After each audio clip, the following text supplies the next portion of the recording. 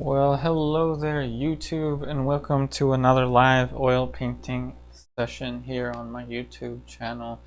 So today the stream is titled Beyond the Photo Reference. So that means that today we are going to be taking this painting to the next level in terms of completely forgetting about the photo reference. So there's no photo reference up there anymore. We absolutely do not need it, though it will be useful when it comes to painting details like the flowers and stuff like that. So one thing you'll notice, however, I've attempted to color correct the webcam that you're seeing this from.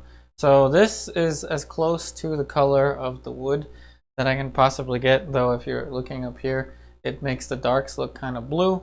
But we'll see how this does, and hopefully you'll be able to see the color mixtures a little bit better than before. I don't know, but we shall see. So as always, I keep my brushes in a little plastic bag and clean them every once in a while. So I'm just going to select a brush to use, and then I'll put the rest of them back in the bag. And at some point this week, I'll clean those brushes. Hey, Canvas Dancer. So I'm going to go and just jump right into where I left off with the flowers. And that's going to be with pushing some more of the form in the flower. So there's going to be some light and shadow and some midtones as well. Alright, so that looks much closer on the palette. So you can actually see some of those orangey colors now.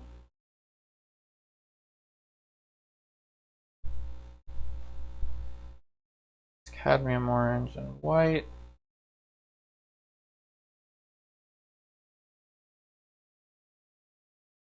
Hey Angela. Glad to see you here.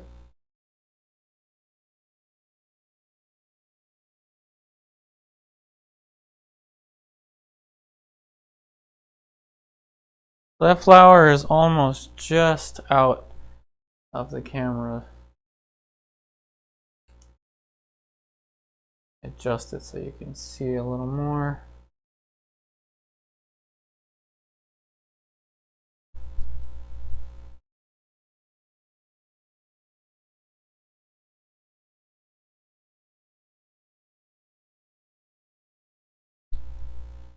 Hey Montana Slim.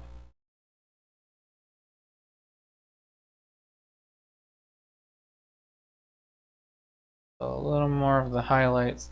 And I have to visualize this, so this is why I said just forget the photo reference at this point, because in the photo reference the light is actually daylight, and this one it's more of an electric light, or maybe like a very bright north light window, but definitely not like in the middle of the daylight.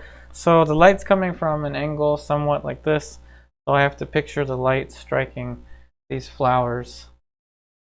And it's not so much of a bright orangey as it's a kind of palish orangey. I'm using Cerulean Blue.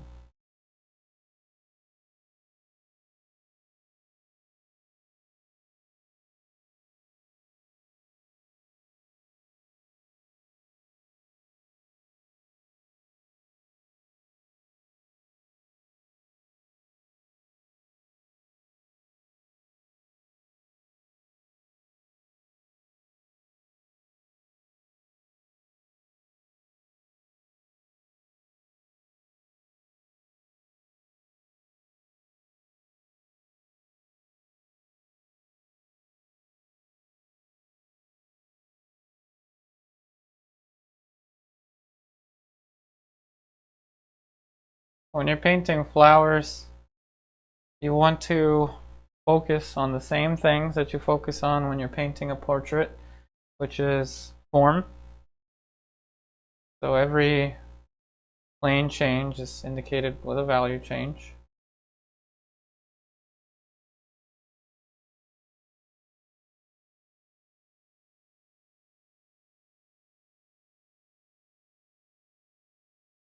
Hey David.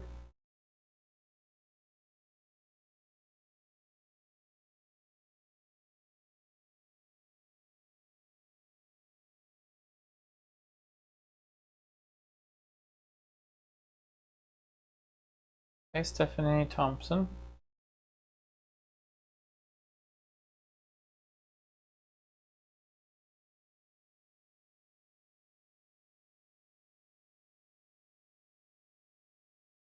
Alright, and these flowers in the shadow I'm just going to leave darker, as all of this should be in the shade anyway.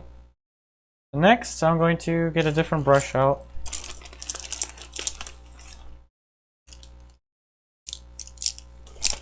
I'm just going to get whatever from my little bag of dirty brushes. Promise I'll clean these things sometime. But keeping them in a plastic bag does seem to work.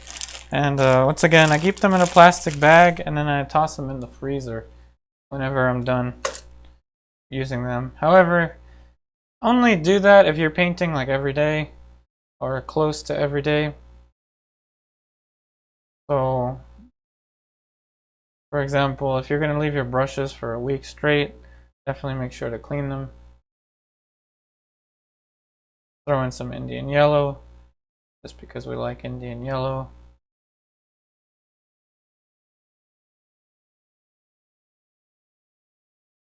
See if I can adjust this so the glare is not too bad.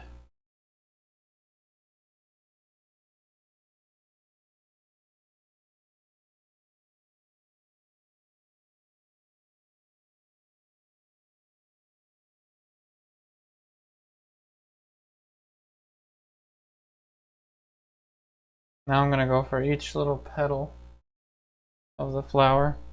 Now you're looking at it from a distance, just like I am. I'm standing as far back as I can. With this camera angle, I definitely have to stand further back anyway.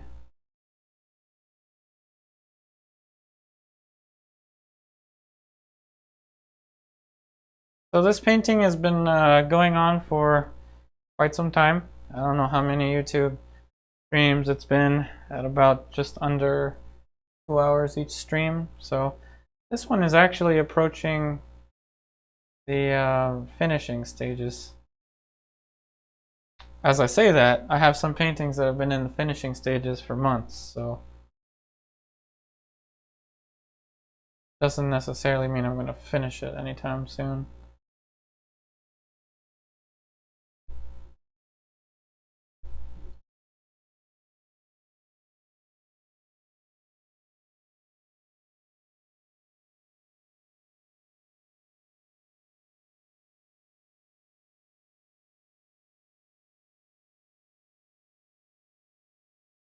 Alright, so let me get another brush out for the leaves.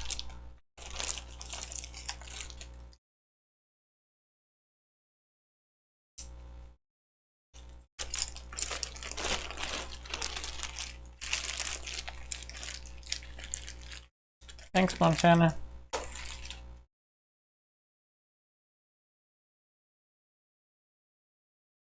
So to elaborate a little more on the topic of beyond photo references, there's always this kind of expectation, I feel like, especially when it comes to portraiture, to replicate what you're seeing. And you know, it's really not the case when you're working from a live model. It's a different mindset when you're working from a live model. You're more worried about time than anything. When you're working from a photo reference, time is seemingly infinite. So one of the things that tends to get lost in portraits that are done solely from photographs like this one is the sense of immediacy. And that's something that you really get from working from life. So with this one, I'm making a conscientious effort to keep it more alive, keep it more loose.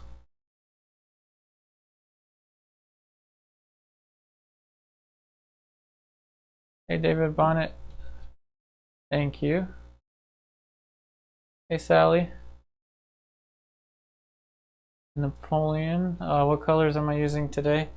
So it's the same color palette that I always have.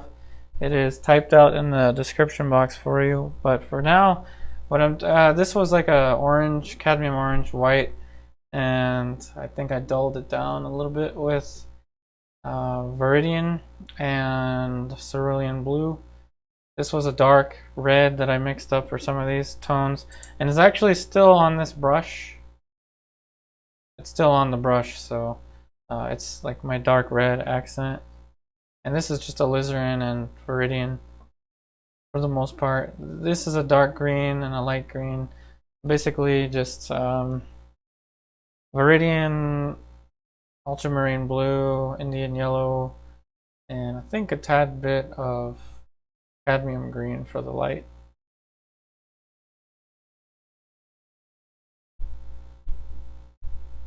Hey Angela, now I'm giving you an idea to photograph on the sunlight. Yep, sunlit photography can be pretty cool.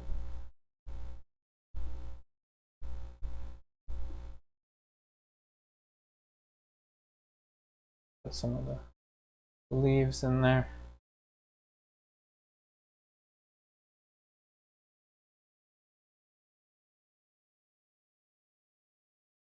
So it's developing very slowly, very cautiously. What medium am I using, Napoleon? I am using Neo-Megilp as my primary medium, though for the most part I'm kind of just thinning it out with Gamsol, to be perfectly honest. I haven't quite reached the point yet where I'm glazing that much in the flowers, at least. Though, you know, I did use Neo-Megilp medium to glaze the dress, some of the darks for the dress. I had to put a visor on my head. The light is pretty bright.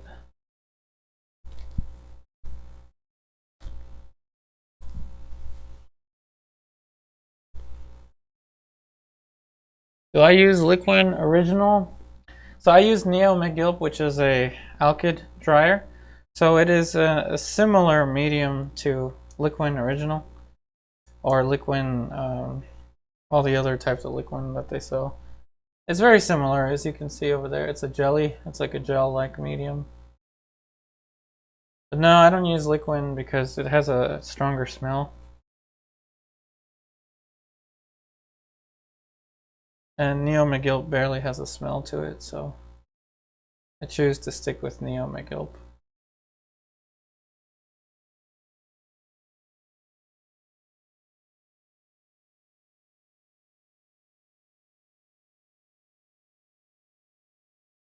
Hey, Muck Jones.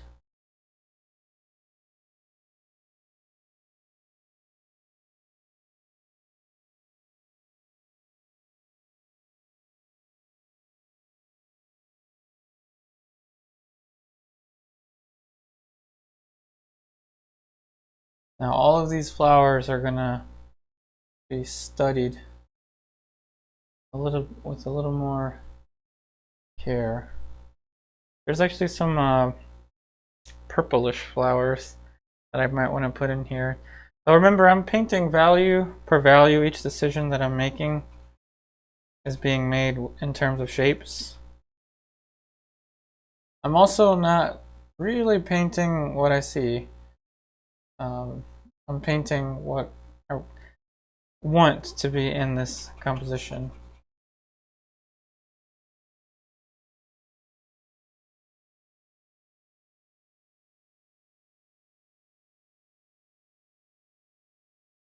Yep, Liquin does make, medium in general does make the paint flow pretty nicely.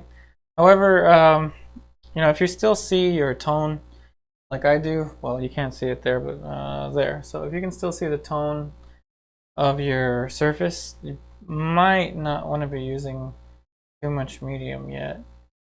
But for things like this, where the face has several layers, and especially the shadow is sunken in, that's definitely an area to use more medium.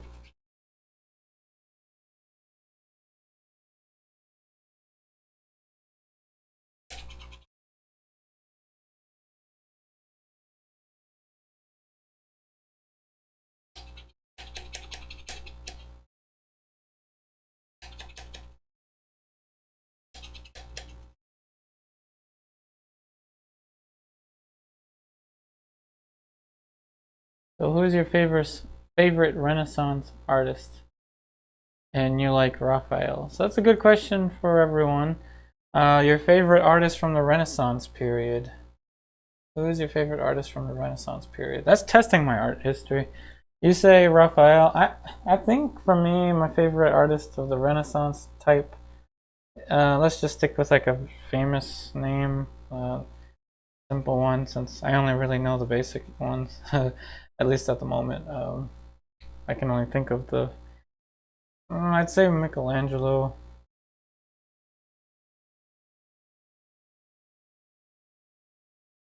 Although Botticelli, I do like Botticelli.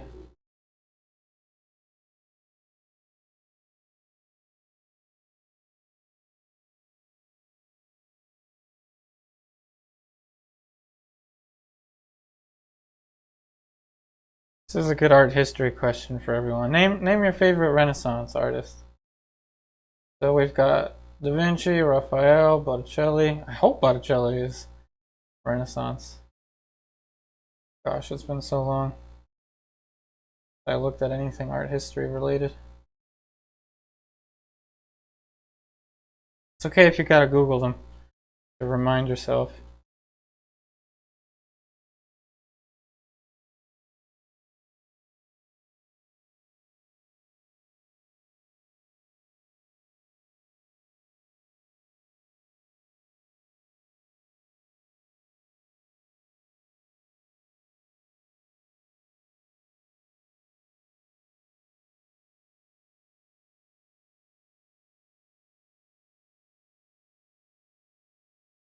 Hey OmniPanda, thank you for your compliment about the painting.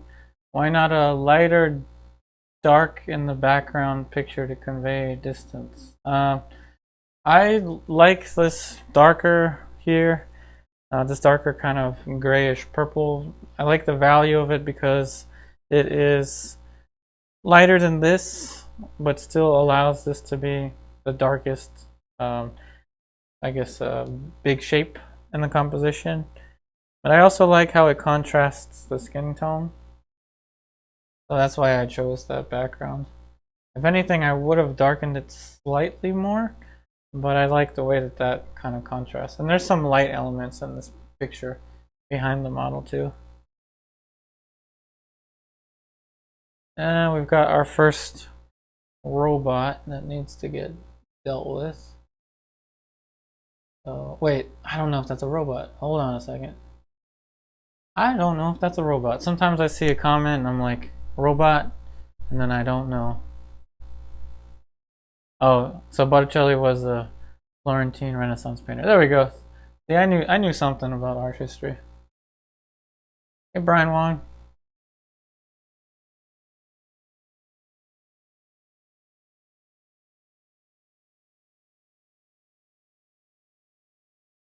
And this more like detailed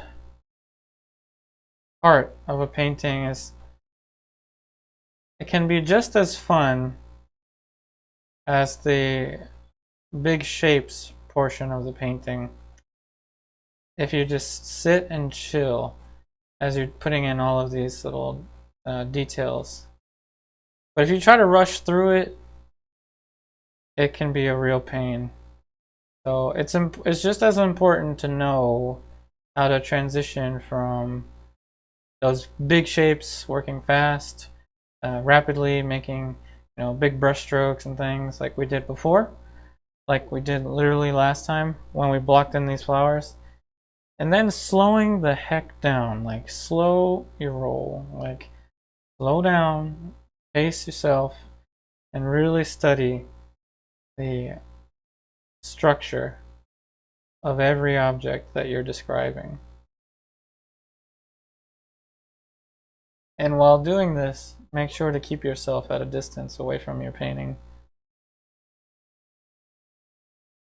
And never forget about the basics. Everything is relying on the basics. Light and shadow. Doesn't get more basic than that.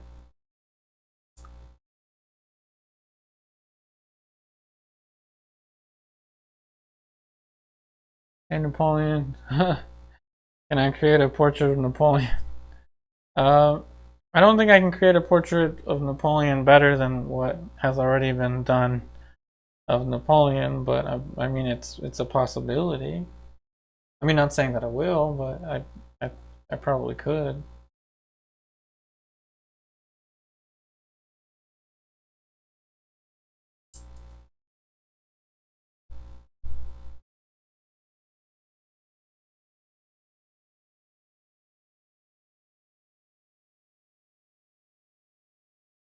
Okay, so these flowers are gonna have much more intricacy to them. I'm just trying to decide whether or not to attack them now or attack them later. I think I'll attack them later.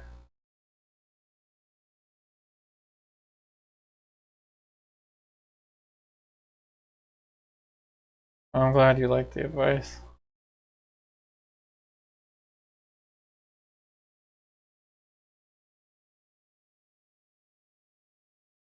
Yeah, some things in painting do require a fast pace. So a lot of attention to detail in a short amount of time, working with big masses and things. But there's a point in a painting. We reached it here with the eyes and stuff like that earlier, where you just gotta slow down, really appreciate what you're observing and what you're describing. Because what this is, essentially, this is you're telling a story. Painting is kind of like telling a story, and a story would be pretty crappy if, like, you start it off and you end it. There once was a leprechaun, and the story is there once was a leprechaun. Who the heck cares? Like, who cares if there was once a leprechaun? I don't care. But if there's a story that goes in depth, there once was a leprechaun that was a portrait painter that studied in Florence and grew up in, I don't know, in Italy or Florence, whatever, and then moved to America and became a world-renowned portrait painter. You know, I'd be more interested in that leprechaun. Like, if I knew more about the story of this leprechaun. And the same thing goes in painting. If I had just left it like this, who the heck cares? I mean, like, this is a oversimplification, and this is just a mere introductory statement to the story.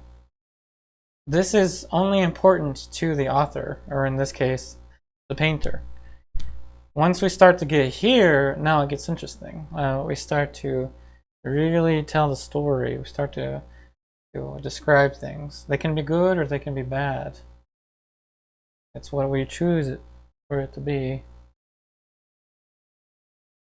Do I paint landscape? Well, I mean, this is a landscape, so I think so. I can paint landscape.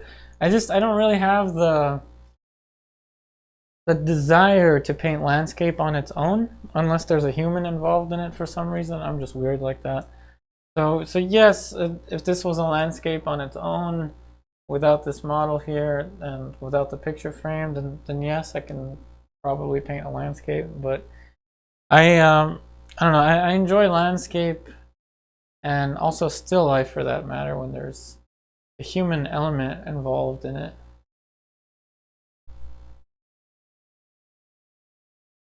Drewer, oh, that's a good one. Good one. I love the way he would draw hands. And Napoleon, if you paint landscapes, would love to see a painting Great Smoky Mountains. You live near them. Cool. I'll have to remember that.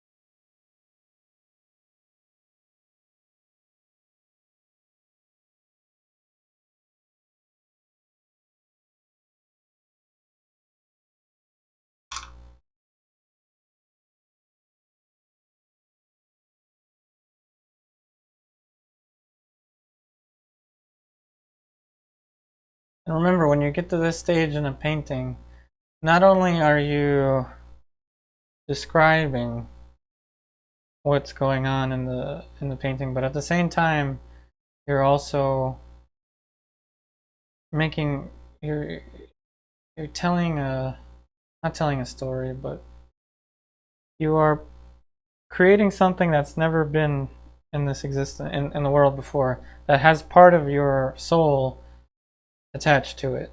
Part of your very existence goes into your painting.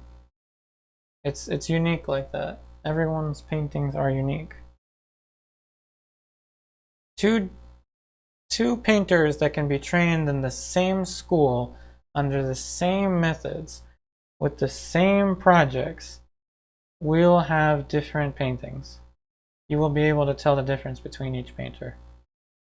And yes, there's painters that are so similar, but you will always be able to differentiate if you study their paintings enough.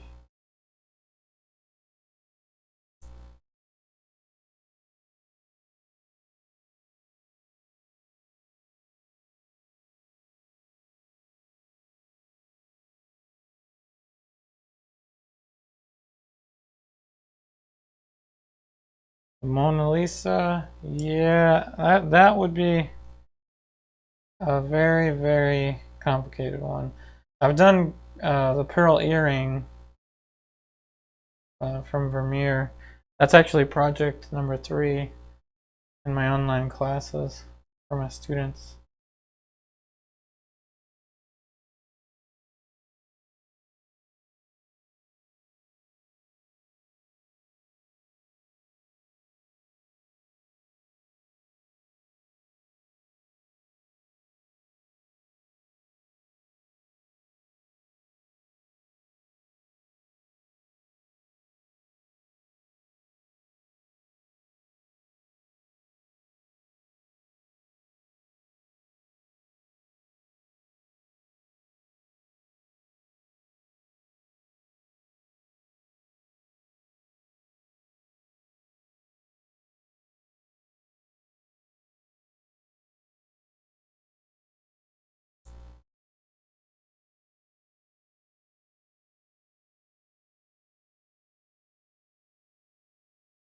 David Bonnet, still human figure is the best.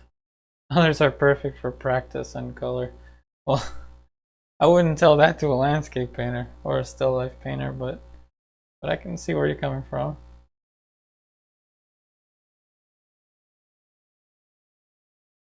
There's something else though to landscape and still life, because you don't need to worry about likeness and anatomy and things like that. There's still like things like botany that goes into landscape and atmospheric perspective and such.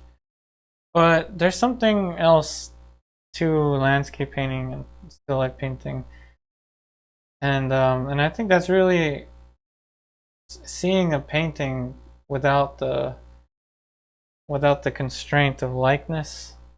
You're able to push further than with a face, because there's less of a worry.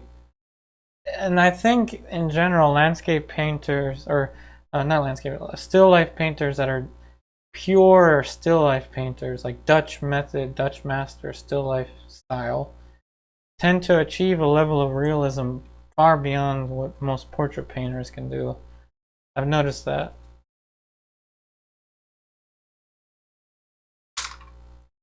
So there's pros and cons to each of these. For example, landscape painters, like truly dedicated landscape painters, have a much, I think, more refined sense of color, harmony, and color relationships, and usage of shape than I think a purely dedicated to portrait artist would be. I can't even speak properly, but a purist portraitist probably wouldn't have the same level of I guess harmony in their colors as a pure landscape painter. But there's always portrait painters that do landscape too, like Sargent. But Sargent didn't have color harmony or color relationships in his paintings that Monet did. But Monet didn't have the drawing and the attention to form and subtlety that Sargent did. So there's pros and cons to all these things. Napoleon, are you a fan of Thomas Kincaid and Bob Ross? I think more so Bob Ross for what he did for painting, and not just classical realist painting, but painting as a whole, like inspiring people that for other reasons would not have picked up a paintbrush and to actually paint. Because a lot of times people that I've met, they began painting because they were motivated by Bob Ross, and then they decided they wanted to make their paintings more realistic. So in a way, Bob Ross contributed a lot to classical realist painting as well.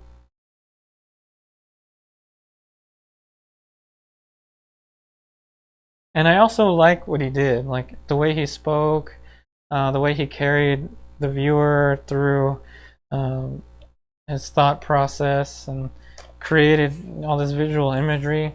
That was an art in and of itself that I don't think many people can appreciate until they try to make a video about art and make it somewhat interesting. I fail at that completely. I really don't think that I make videos that people watch because they're entertaining. I think I make videos that people watch because I try to guide them through something. So if I don't know, it's like my videos are probably more like homework assignments that people feel like they must do, whereas Bob Ross and others, it's more like pleasure, leisure watching.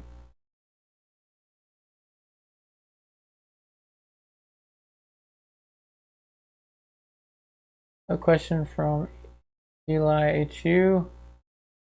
Let's see. What is your favorite palette to use? Do you go for wood or glass, or does it matter? Dutch Masters and their golden touch grab the eye so much. For me, this is my favorite palette. I call this my forever palette. I haven't used anything other than this palette since October.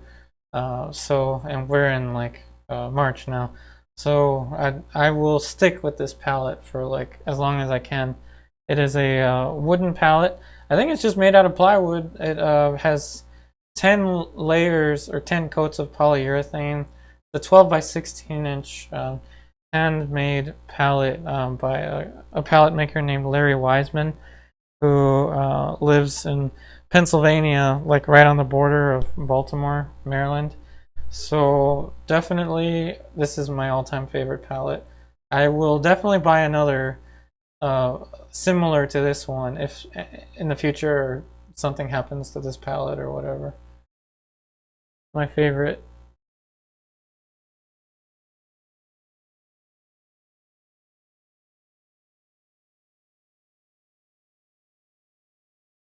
Okay, so a few more little details for the plants, and then I'll start to add some form to these little light shapes.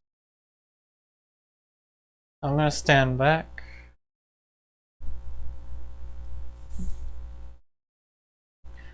You want to make your decisions when you're standing back. Always make a decision from a distance. You can apply the change up close if you want, but always make your decisions from a distance.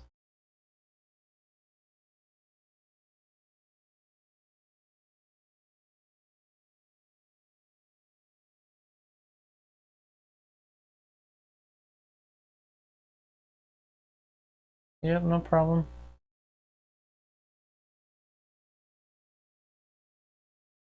I'm running out of ultramarine blue. So the weather over here decided to get so much warmer. Now my paints are starting to dry. Not good for my brushes.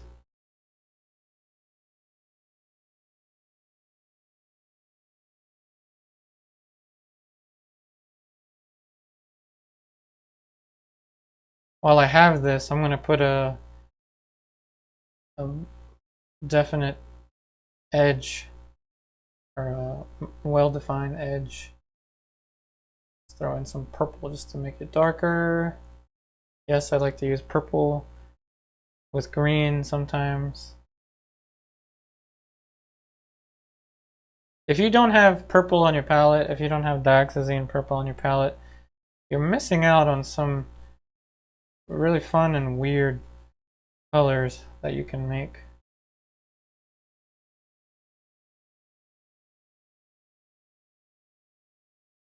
Like last time, I feel like the spotlight was on Indian Yellow. I think this time the spotlight should be on Dioxazine Purple. Who has Dioxazine Purple here on their palette? I want to know. Who has Dioxazine Purple? Or any kind of purple?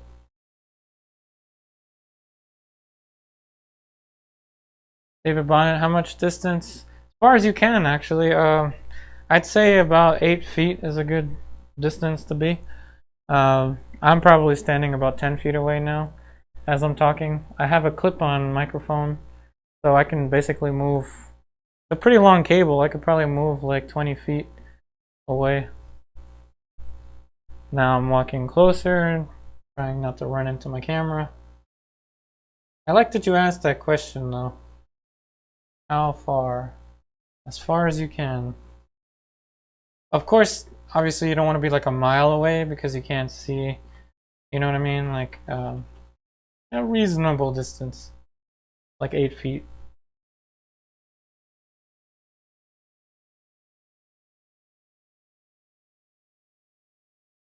You have it but haven't used it. Definitely invest in Dioxazine Purple. Even when you mix Dioxazine Purple with its complement, it makes a really nice brown. So if you go Cadmium Yellow and Dioxazine Purple, it's a really beautiful brown that you can't get from any other color combination.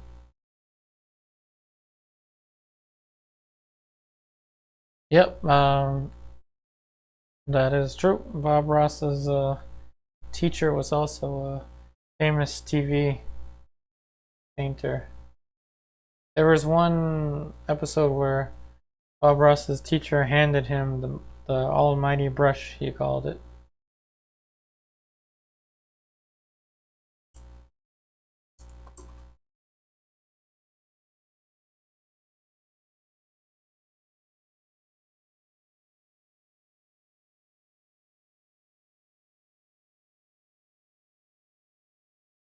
Hey, Stephanie.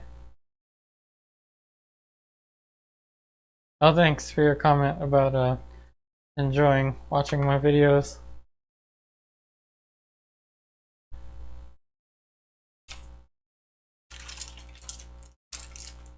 I mean, I'm glad that they can be so helpful to others.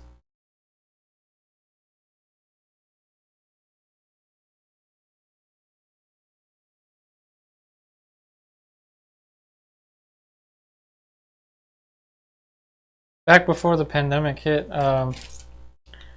whenever I would meet someone that would watch my videos, they would always have something fun to say. There was one person though that said I was the best sleeping aid they've ever had. So if anything, if my voice helps you go to sleep, that's a good thing.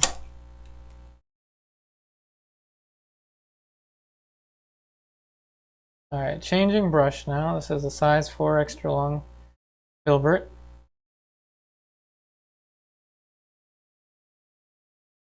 And I'm going to mix a middle gray, violet. Let's see. Napoleon. Don't worry about the typos. Dogs keep rolling down car windows. That's funny.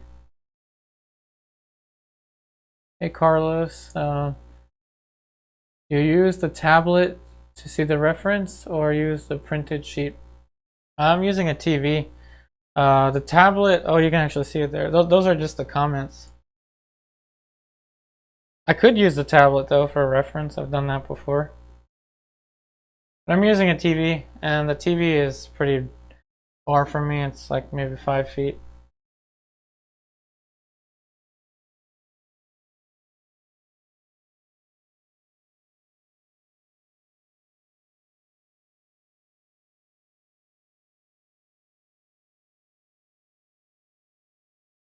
High quality printout is a good idea to have in general for photo references, but anytime you print it out, it can distort the images a little bit, so just be mindful of that.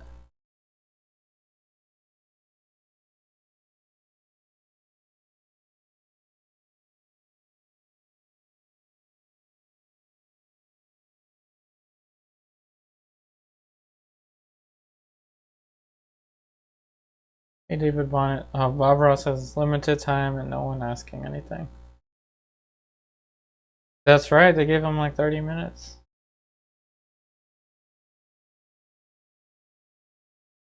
But I like being able to answer questions. It makes me feel like people are watching my videos.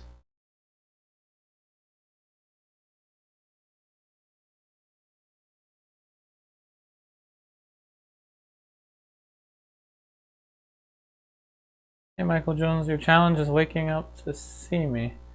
Oh, Australia, definitely a different time zone. Well, thanks for waking up to watch my videos.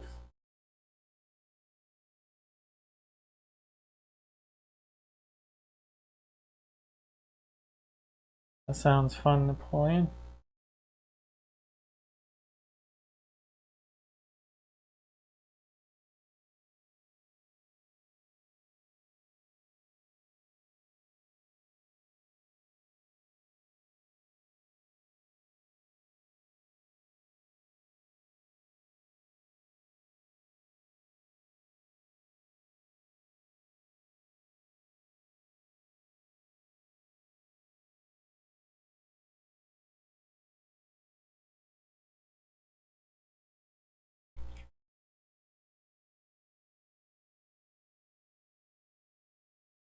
That's true, yep. There's a 1 hour Bob Ross where it's a 1 hour special. I don't think I was able to watch that, to be honest.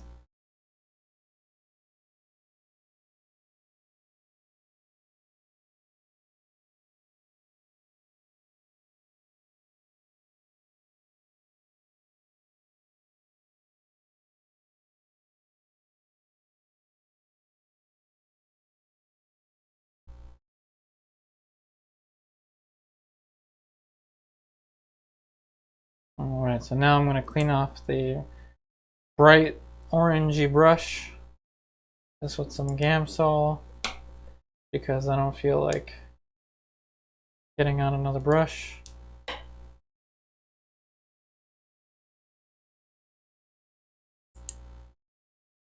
Can't say I've ever watched any Bill Alexander.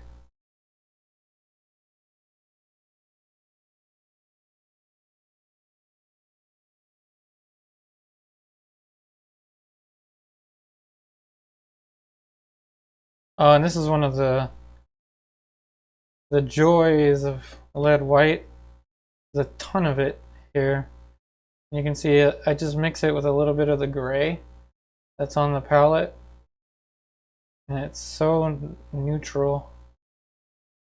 Although that looks quite blue on my palette. This is not very blue, so I think that's something off about my camera. Let me see if I can fix that. Probably shouldn't try to do that right now, but I will.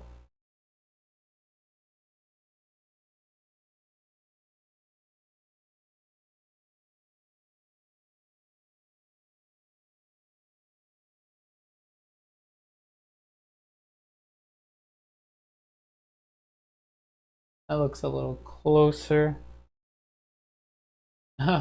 One of the nice things about streaming your own shows, you can color correct on the spot.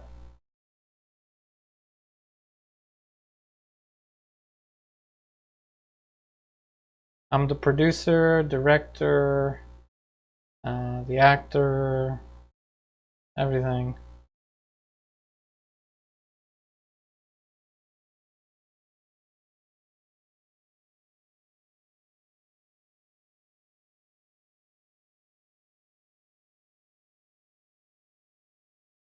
Hey Stephanie, have I decided to add a lizard to this painting?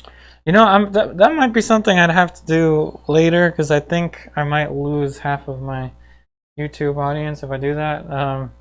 I wanted to add a ball python on her neck. I may add that at some point in the future, but maybe not a good idea for YouTube. The ophidophobia is real, unfortunately.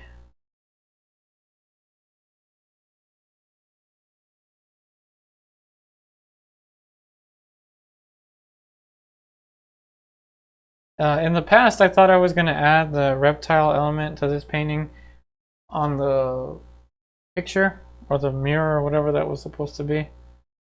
But then I added the landscape.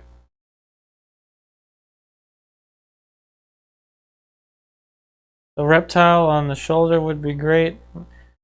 Maybe. It would also be scratching up her shoulder pretty good, but so for example, like bearded dragons, whenever bearded dragons are on our shoulders, they're like on our shirts. Their nails are pretty sharp. But no one has to know that. I could just paint the bearded dragon hanging out with her. Oh, now you're giving me ideas. Oh, we're gonna have to paint a bearded dragon next time. Alright, how many of you are afraid of reptiles? Let's be honest here. Somebody here is afraid of reptiles. And if you are, that's okay. That's actually what my series of paintings that I'm working on currently is all about. It's about addressing the fear that people have with snakes and tarantulas and lizards and all kinds of creatures, incorporating them into paintings.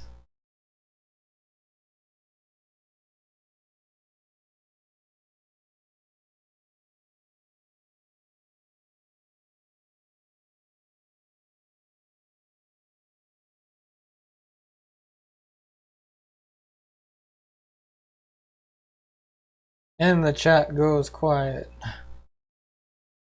Never mind. Let's talk about something art related then. So, I am using lead white, Michael Harding brand. It is very noticeable on these flowers that I'm using lead. There was a question or a comment that somebody made on one of my videos recently. If you are watching, the person that made that comment or that question, if I did the same painting in lead white and the same exact painting in titanium white, how would they differentiate each other? Like, would you be able to tell the difference? And the answer is absolutely.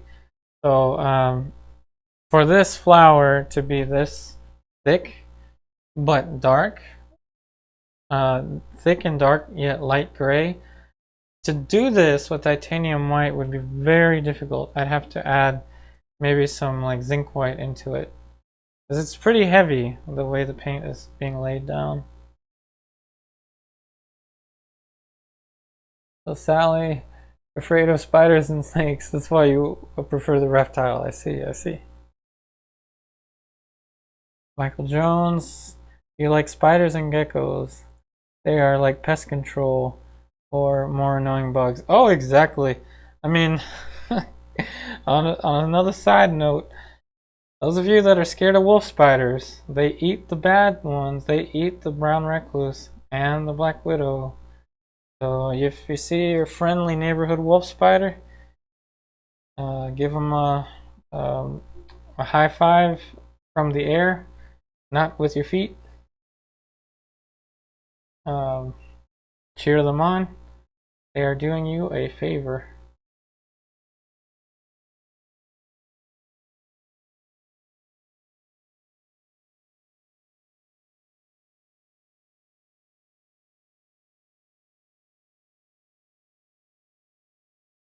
So now I'm adding more delicacy to these whitish flowers.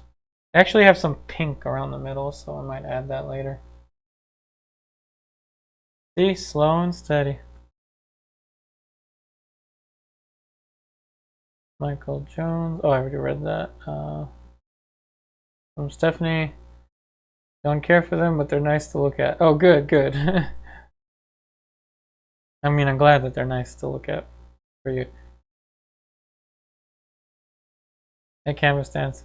Oh, gotcha, gotcha. The ophidophobia and the arachnophobia. Those are two of the biggest ones, really. Helen, not a fan of spiders. Don't worry, you won't see any spiders here. I can't do that. I would be risking my entire career. Not happening.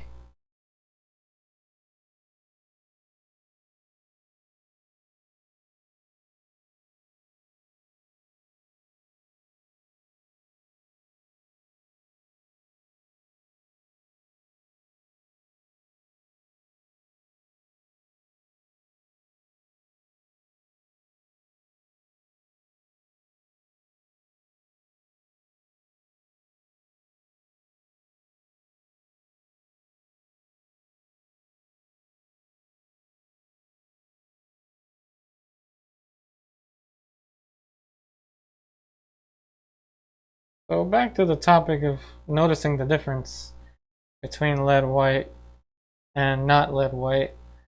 It is so huge. I mean, the difference is incredible. However, as I always say, you don't have to use lead white if you don't have access to it or if you're afraid to use it. But if you could use it, definitely worth giving it a try.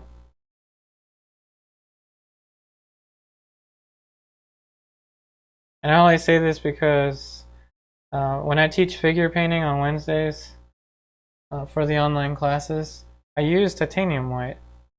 And every time I use it, I kind of just, I'm like, why am I doing this? Why am I using titanium white? And the reason is because it's so much cheaper. And I use a lot of paint when I do figure painting. I do figure painting black and white lessons. One figure painting each lesson. And I've been doing that on Wednesdays for a while now for the online students. And you go through a lot of paint, and if you're going through a lot of paint like that, I would probably suggest titanium white. Lead white is expensive.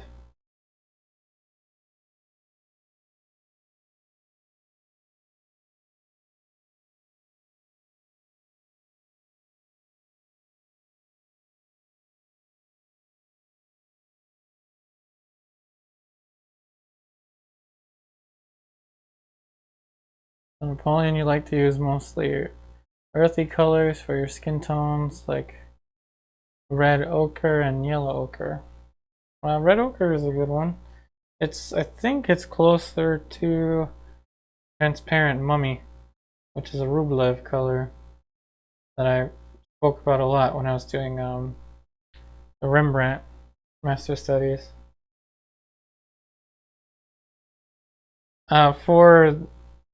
Actually, I don't really have that many earth colors on here.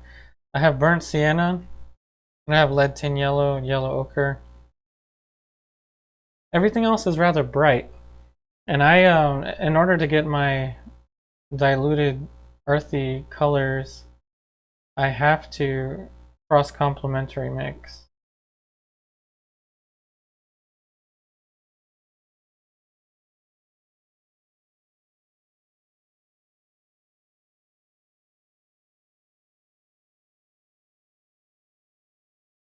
Do I like zinc titanium white?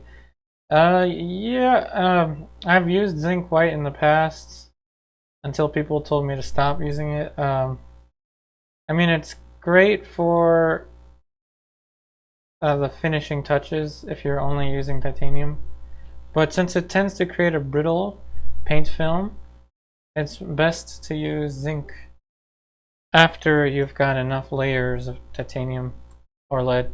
But if you have lead, then you probably won't even need zinc.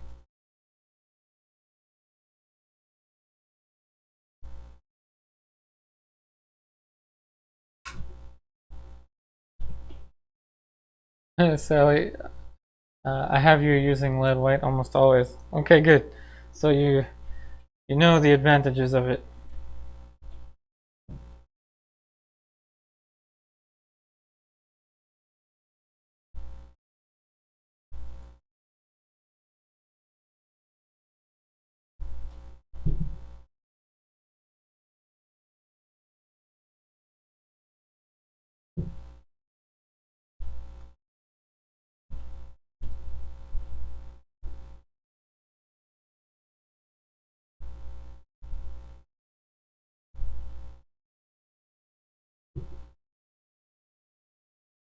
Alright, so I'm going to stand back once again. Now the flowers are starting to take form little by little. So they are supposed to be just a giant bunch of flowers. And now it's starting to turn into more of a bush of flowers, but oh well. Beyond the photo reference.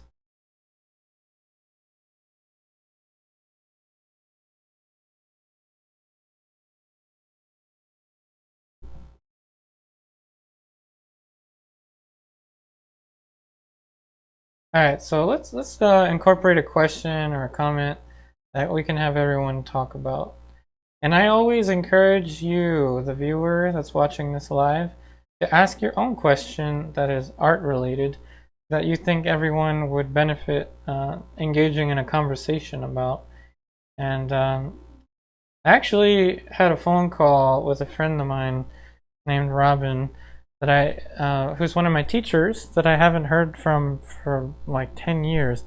And all of a sudden we were on the phone like just a couple hours ago today, and we were talking about portraits in particular, and how, especially when you're doing commissions, there's this duality between how close to the photograph it can go, yet be painterly, so to speak. I'm paraphrasing. So this is a very interesting one, or I hate that word interesting. This is a very thought-evoking question to ask everyone. Do you feel that your goal in portraiture is to make a great painting, or to have the exact likeness? Are you going for the painting, or are you going for the likeness, if you had to choose?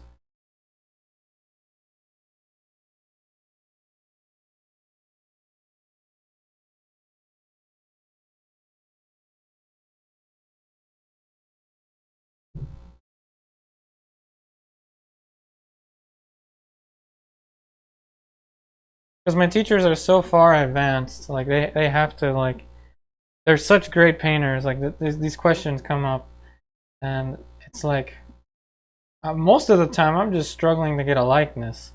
But you know, after you have so many years, you now are left with the dilemma: how close can I get to the photo reference without making it exactly like the photo reference?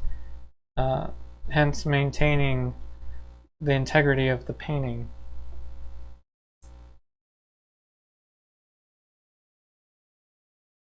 What do you prioritize? The aesthetic of the painting, or the likeness of the model?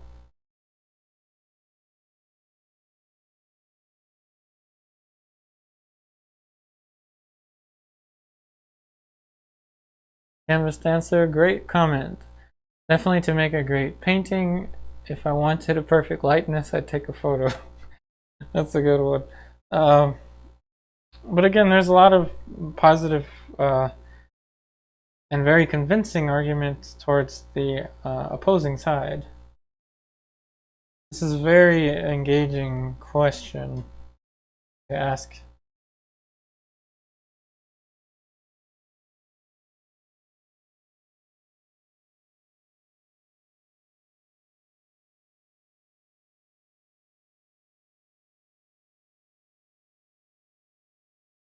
Michael Jones, I think you want to correct proportions. You want the correct proportions. That's most important. Yes, yes, there you go. Without the proportions, it's definitely hard to work with. So that's a good argument there.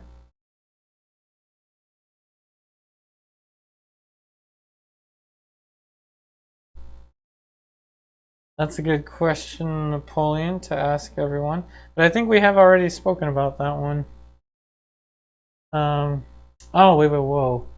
I need to read. See how far this iPad is from me? What is your favorite Renaissance painting? There you go. I thought I read painter. Yours is the Mona Lisa. Good one, good one. So while you're contemplating the duality between having a high fidelity to likeness versus a high fidelity towards aesthetic beauty, you can also ask yourself what your favorite Renaissance painting is. I don't know if I know that many paintings by name other than the Mona Lisa. I'm thinking again of Botticelli. I think more of the drawings I like from Michelangelo. It's a good one. It's a good one. Really tests my art history, or lack thereof.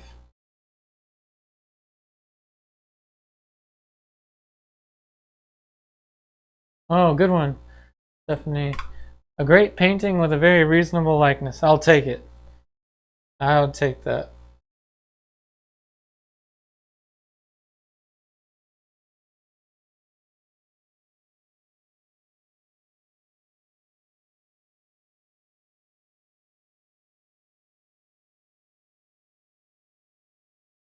Yeah, one of my teachers,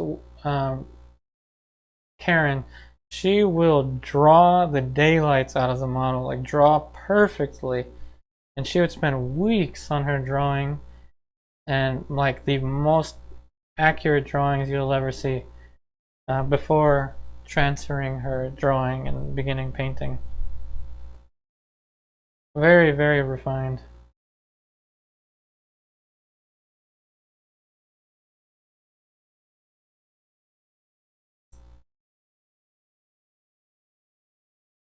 But David doesn't have to be perfect. That's true. Doesn't have to be perfect. But we tend to be kind of perfectionists with painting.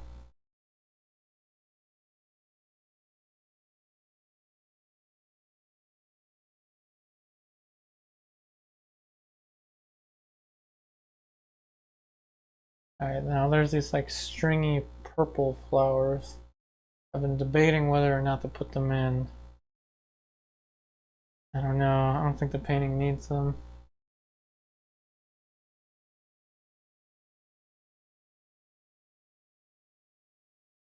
So, from Napoleon, fun fact. What? Napoleon was the first of France to own the Mona Lisa. Really? And he even saved the Louvre. Oh, I didn't know. I did not know. Barbara, you enjoy people actually doing a task?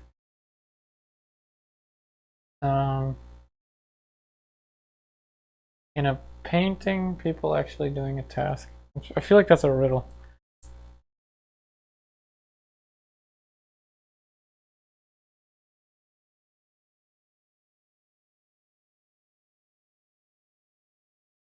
If you mean people in action in a painting, like the milkmaid, she's pouring the milk jug, then I follow you.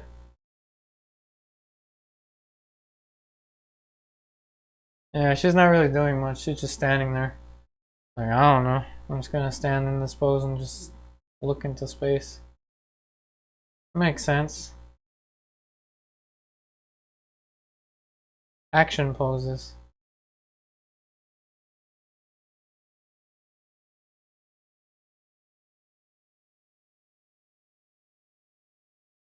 I tend to think of people as still lives when I paint them, so I never really think about that kind of stuff. But I should. I really should. I do have one painting where one model is fixing the other model's hair. Forgot about that. And the other one is holding a spider. So that is an action pose. And then I have another one where a model's holding a drawing. So I guess I've done things like that before.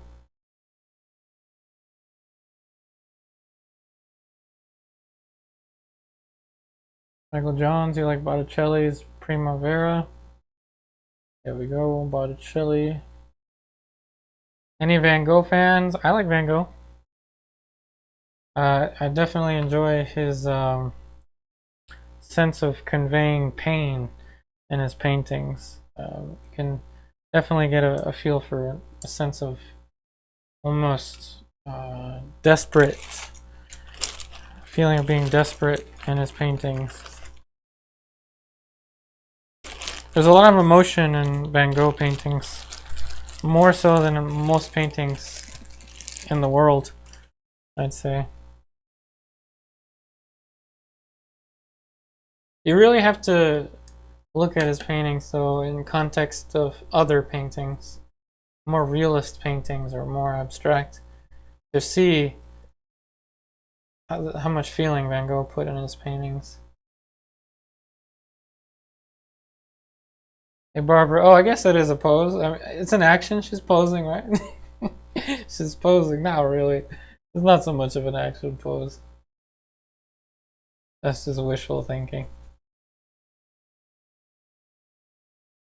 Maybe if she was holding something here, like, not holding onto a lizard, but, oh, she could be holding onto a lizard. But a lizard would not like to be grabbed, so that wouldn't work.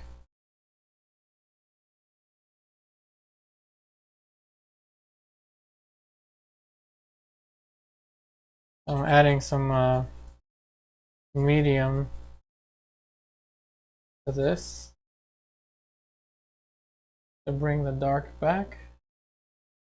Then we're going to add some stuff to the shadow and then fill this out. There's some missing info here. This is a dumb idea. I should probably use a different brush for this.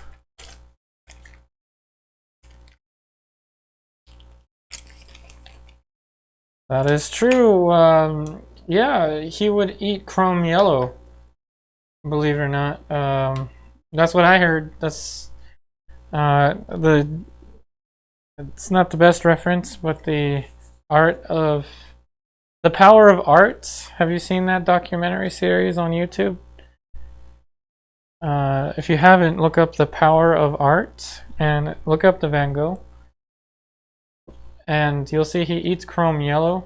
But the funny thing is, not that that's funny, but the peculiar thing is when they filmed it, he wasn't eating chrome yellow. The actor was eating cadmium yellow, but cadmium yellow wasn't invented yet back then. So fun fact for you there. I could be totally wrong, so someone will correct me in the future if I am wrong. Speaking of chrome yellow, I just added chrome yellow to my palette. So I do have chrome yellow. I have the very pigment that Van Gogh liked to eat.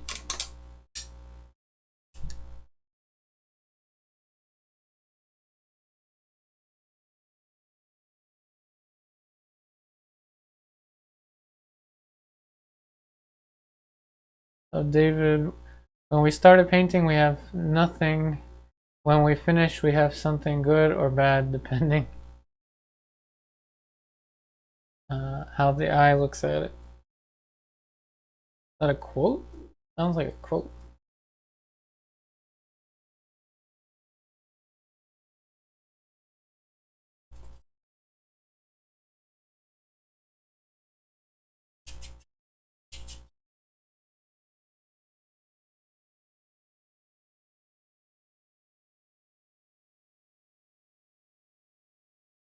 I can tell you another quote that kind of relates to me. What is the worst time in an artist's life? That occurs more frequently than it should. The answer is having to buy art supplies. That is the worst time. I can't imagine anything worse than that. I hate having to buy art supplies. I mean, I like receiving things in the mail. Like, it almost feels like it's my birthday or something when things arrive in the mail, but gosh, I really hate spending money, especially on art supplies.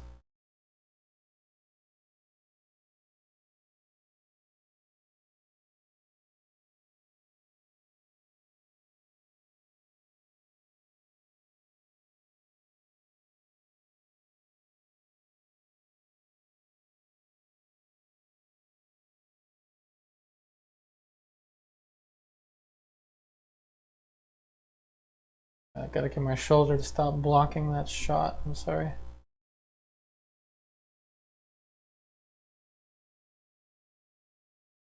And Dali fans?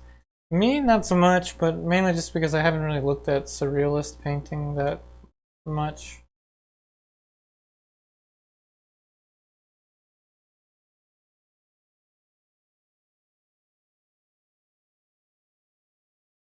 There we go. Now I'm standing even further away so you can see what I'm painting. And I've got a lot to do on the shadow side. Might take up the rest of the time. Canvas dancer, worst time is as an artist when the bills come in. Yeah, that's right. Gotta pay off that darn car. Yep, I know what you mean.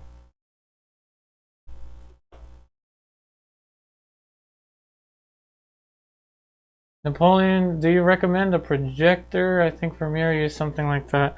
I don't think he did. I mean, a lot of people will speculate and say that he used the camera obscura to draw.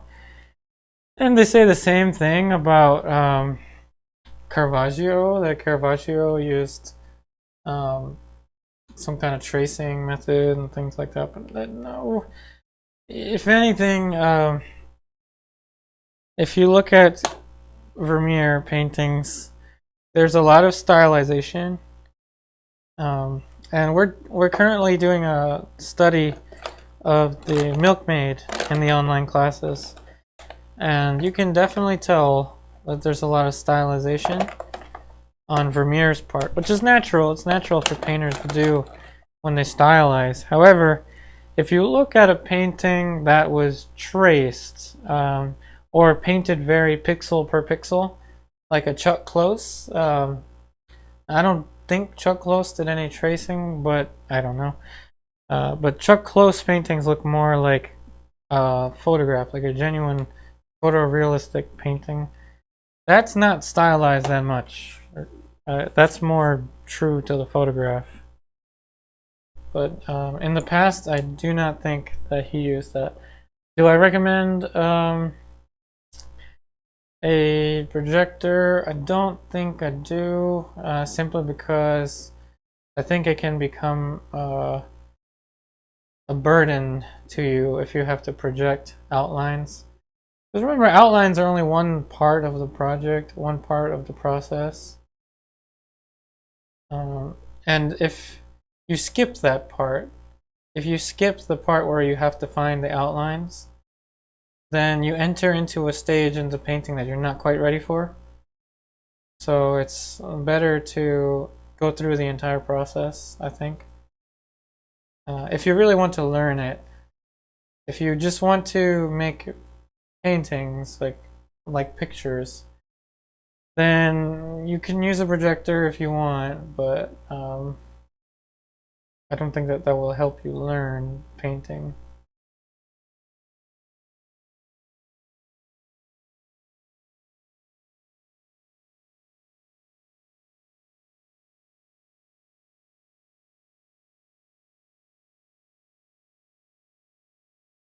Now that's a good question to ask everyone. So, question for everybody. Have you ever used a projector or any kind of gridding or tracing method for your paintings? If so, did you find that it helped you? And it's okay if you have, no judgment here.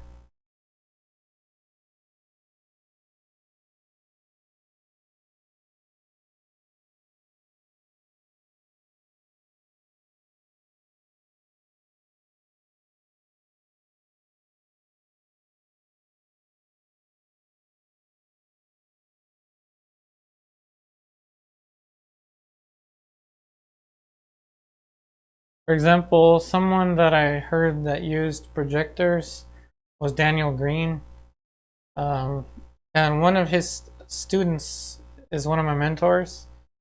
So, like I said, I'm very lucky with the painters that I've met.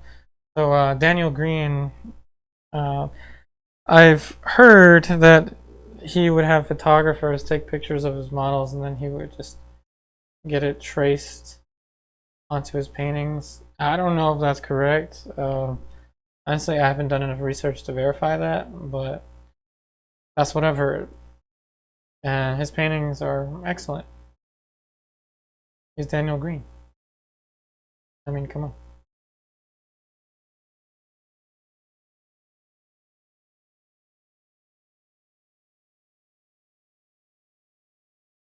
Michael Jones, you've traced off the TV. Some idea, but don't feel good about it. Oh, well, don't feel bad about it. Don't let people make you feel bad about doing it. I mean, the only reason I said not to do it was because you're you're skipping a step. But if you're able to skip a step, then by all means, just skip it. If you have the ability to draw it, but you don't feel like it, then that's fine. Yeah, don't let anyone make you feel any less of an artist because of the method that you use.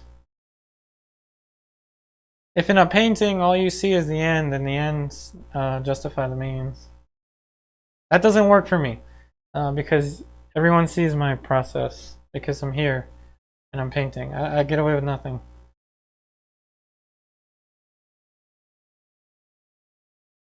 But I'm sitting or standing here and telling you it's okay if you want to skip steps. It's all good. I mean, if you understand the process, skip all the steps you want.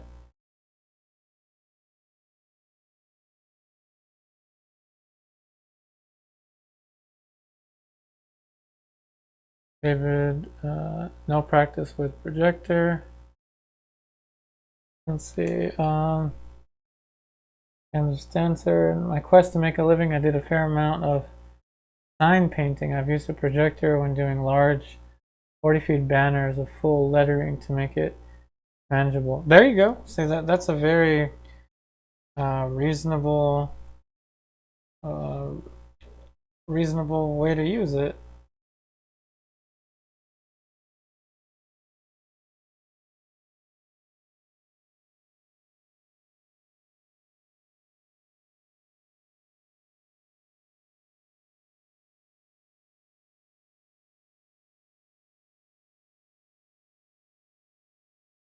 So Stephanie, you used a projector once in art school for your first large portrait uh, to get the proportions correct. That's okay.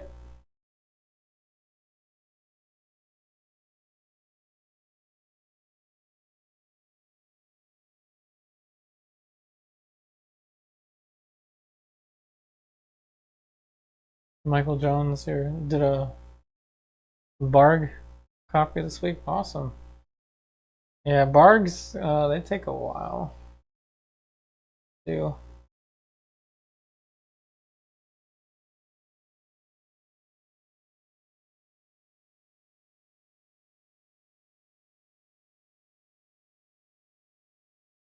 So I'm going to amp up the light sensitivity so you can see what I'm doing in the shadow.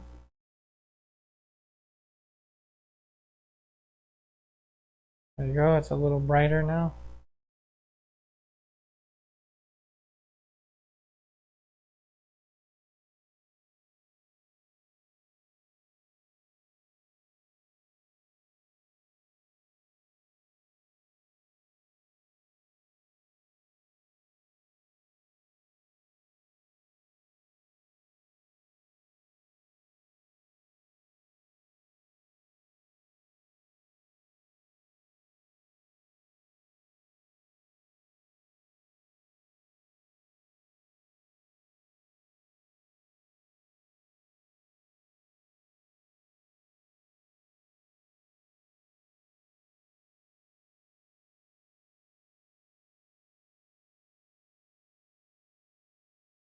Cross complementary.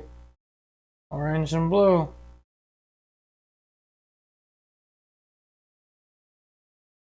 This is how I make my earthy colors. Alright, so next question for everyone, art related. What are your favorite colors to mix? What's your favorite color mixture? What's your favorite color mixture? Mine is gold that you can make with lead tin yellow and Indian yellow. That's my favorite color mixture to make.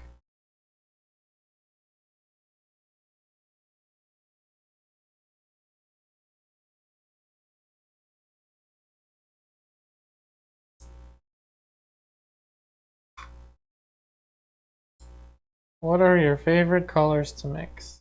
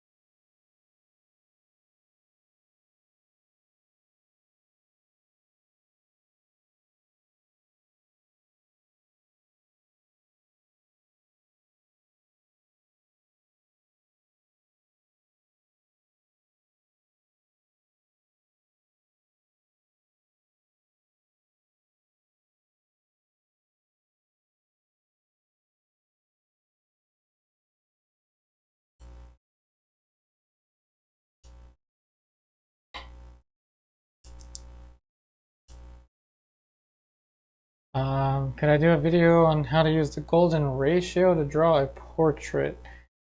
So the golden ratio, let me figure out what the number actually is because I always forget. Gotta do a quick Google search here.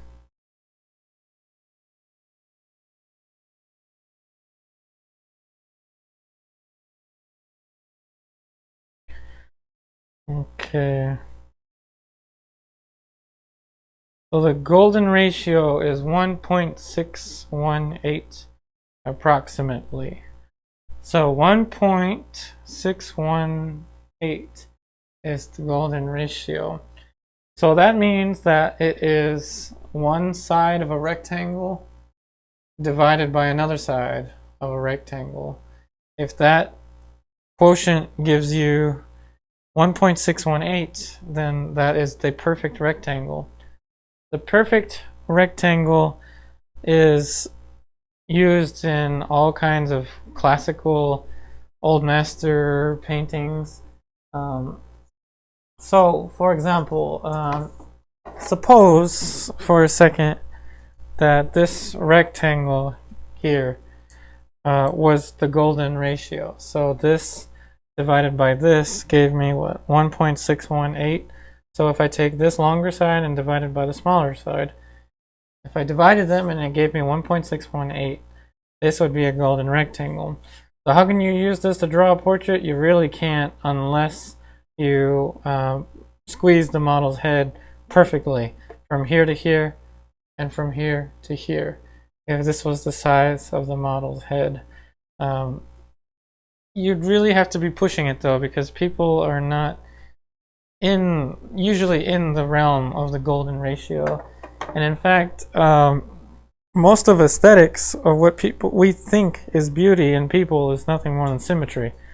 So the more harmoniously symmetrical someone is, the more beautiful they are, by the definition of beauty that people have. And it varies. Obviously it varies, but That's one way you can think of the golden ratio. So Stephanie, the blue colors reflecting in swimming pools are fun to mix. Oh, I imagine that would be maybe like a phthalo green or something like that.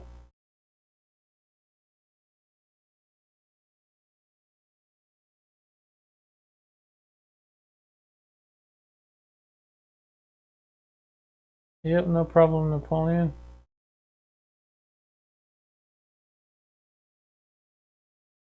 Hey David, hope one day you can show how to make gold paint.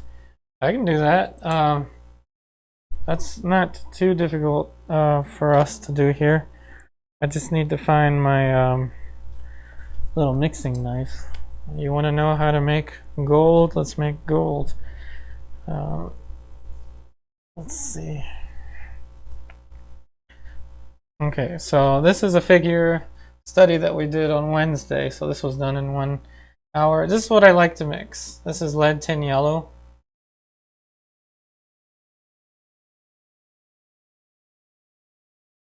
Let's see if you can see it. Lead tin yellow.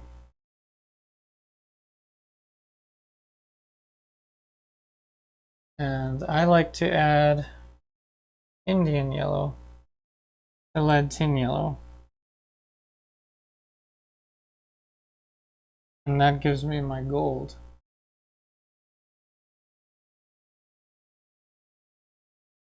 See, not that hard to do.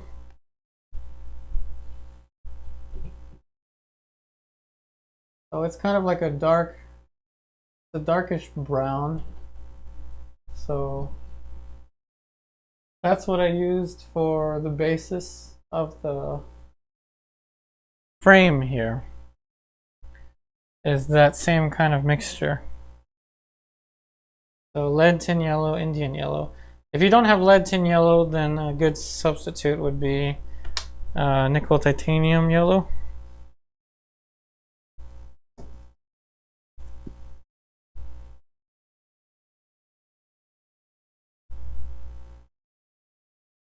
Do I sketch on paper? No, unless I'm doing like a pencil drawing. I usually don't sketch on paper. Definitely phthalo blue. Oh, okay.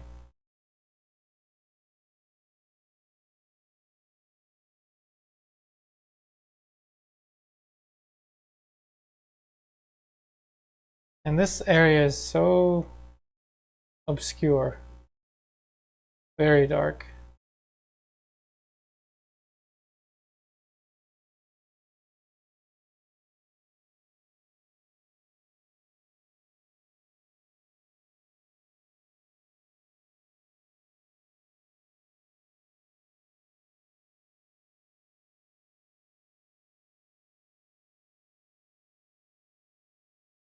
Yep, no problem, David.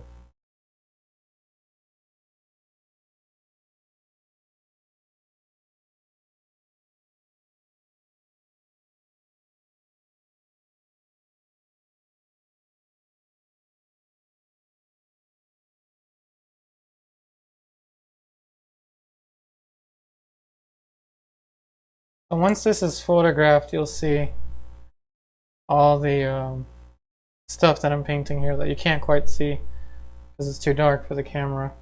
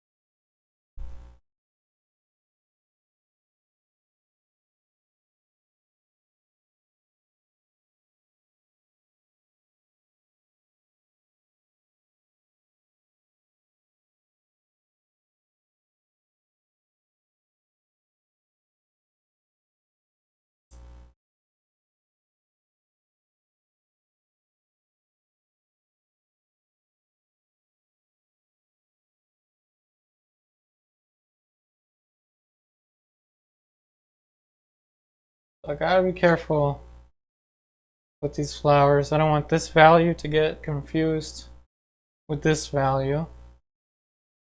You never want anything in the shadow to be confused with anything in the light.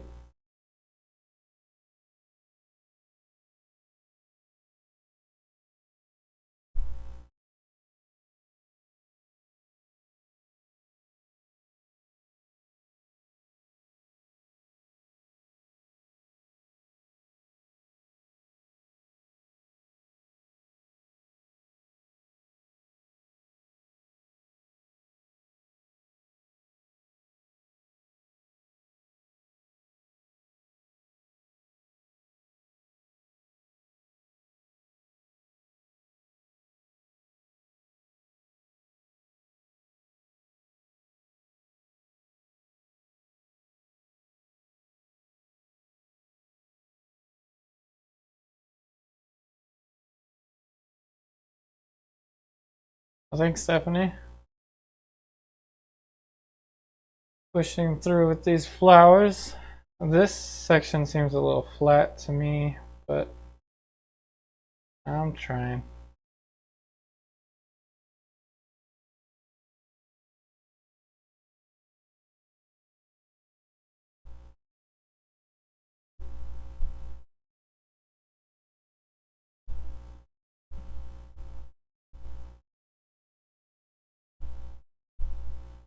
Now standing back once again, I see that there's a tad bit too much of a line here.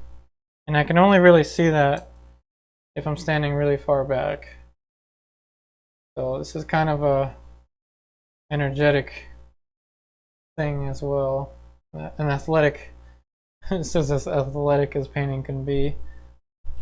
So make a mark, stand back.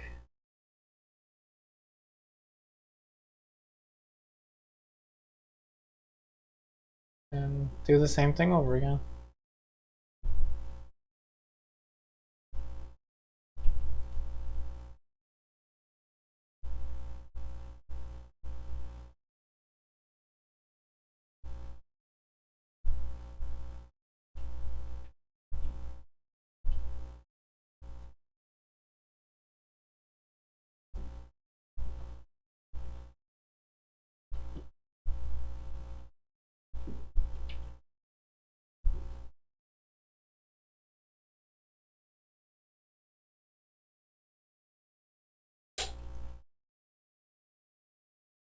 So before, if you scroll back in time to where I painted this last, or the way this last looked, as you can tell, time is running out.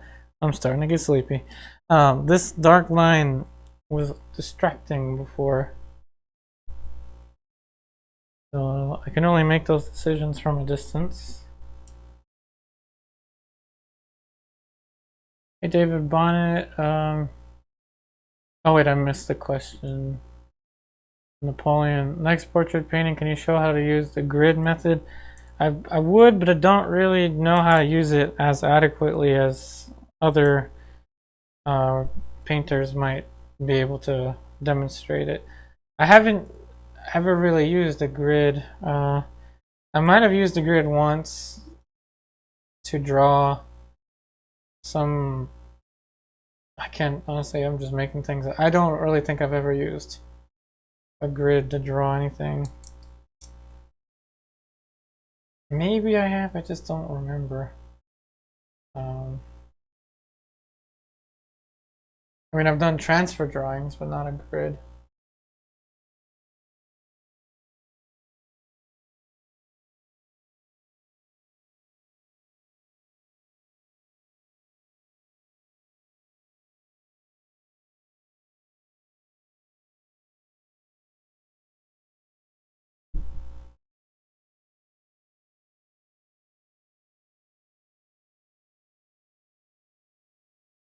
So, oh, the question I was reading earlier from David. How can we make gold paint lighter or darker? Which colors are best? So in order to make gold paint lighter or darker, that really depends on the environment, because color is not just a lighter or darker version. Like, for example, this is like a model with skin tone, right? And her skin color, you can think of it as just basic skin tone, right? Think of it as just like one color like this. And then everything else is a lighter and darker version of this, right? Does that make sense? Well, if it does, that's completely wrong, because it just is completely wrong. Because color is relative. Color is always relative. So this color is not a darker version of this color. This color is not a darker version of this color. These are all different individual colors that have to work in relation to one another. And that is because as you darken yellow, for example, you go towards orange or you go towards green. As you darken, or say as you lighten red, for example, if you make red light, it either becomes pink or it becomes orange, or it goes all the way to yellow. So anytime you modify a color, you do not just change its value, you change everything. Hue, value, chroma. So in order to make a gold darker, think of gold as a yellow. So if you're making a gold darker, David, it's either going to go green, or it's going to it's either going to go green or it's going to go red brown. Or it's going to be some variation in between, like a brown, but it's not as simple as saying gold, light gold, dark gold, you know. And it's a weird concept to think about, but everything is color. And once we accept the fact that everything is color, then it opens up a realm of painting unbeknownst to what we could have ever imagined before. So ask me all you want about color. I love color. My first teacher was an impressionist that studied with a famous impressionist. So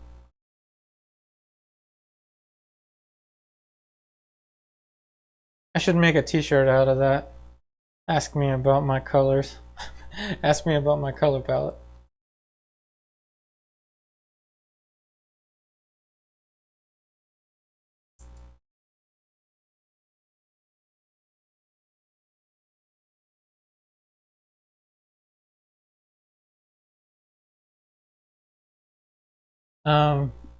So no, I don't use grid method at all.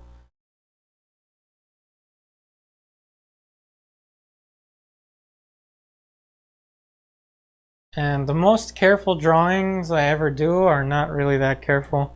I usually just will spend a day just drawing outlines and then let that be, and then correct it as I go. For my students, however, I have them do transfer drawings for their first project. So they draw something out very carefully. It's a portrait. They draw it out very carefully, and I create drawing templates for them, which have the accurate proportions, just like a bark drawing.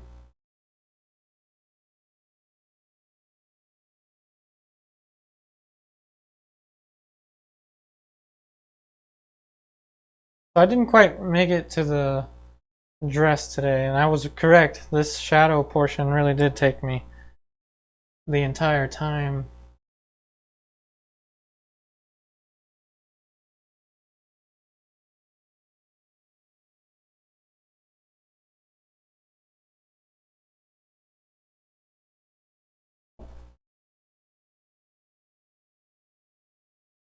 Do a little lights in there. So Napoleon is a projector considered cheating. I heard Vermeer. No, it's not cheating. There's no cheating in art. I mean, unless the only way you can cheat in art is to sell something that someone else painted under your name. Other than that, there's really no cheating in art.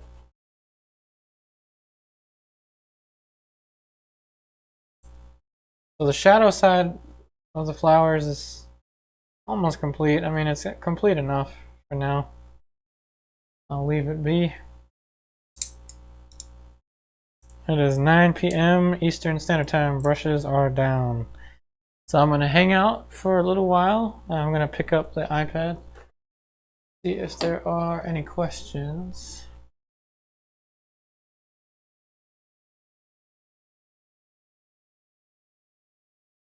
Any last minute questions? And thanks for the dialogue today. Especially Napoleon. You were on fire today in a good way with the questions. Excellent, excellent questions.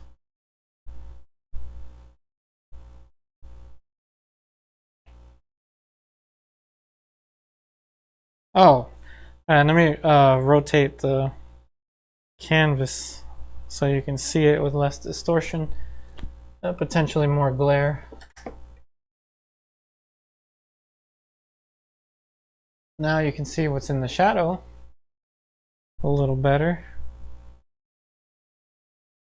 Let's zoom you out, and I'm going to correct the focus. Give me a second. Camera is set to manual, just like my car. All right, there you go.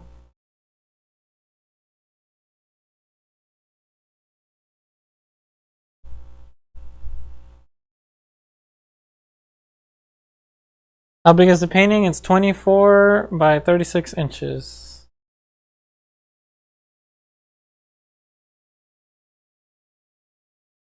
Well, thank you for watching Canvas Dancer. Yep, thank you, Stephanie.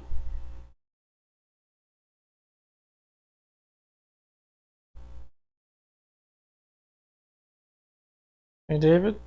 That's correct. Nice quote there.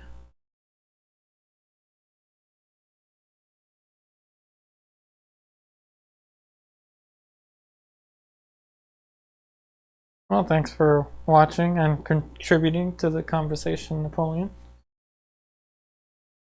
You're always welcome here.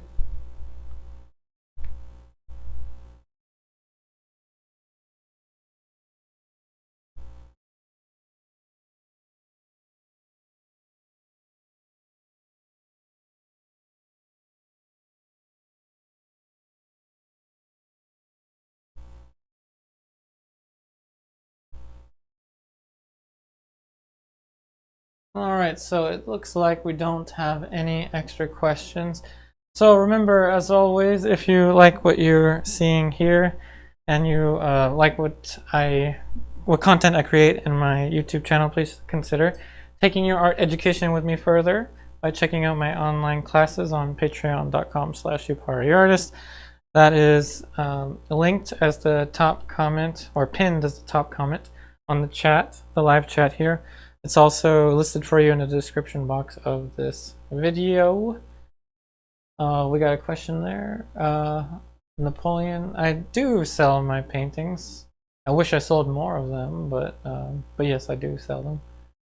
Hey, Edward Soto. Oh, you just joined. Oh, thanks. I was just heading out, unfortunately. But I will be here around the same time on Thursday. Thanks for joining, Edward Soto. Thanks, Michael Jones.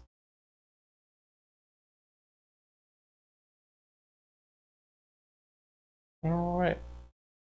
So I think that's everything. So as I was mentioning before, if you haven't checked out my online classes, please do so. I upload 2 new lessons every week. I have one group Zoom that we do on Tuesdays, and I also have one slot available for the one-on-one Zooms on Friday, along with various other benefits on my Patreon. But once again, the online classes start off at only $10 a month. Again, thank you so much, everyone. I wish you the very best in all of your artwork, and I will see you on the next one.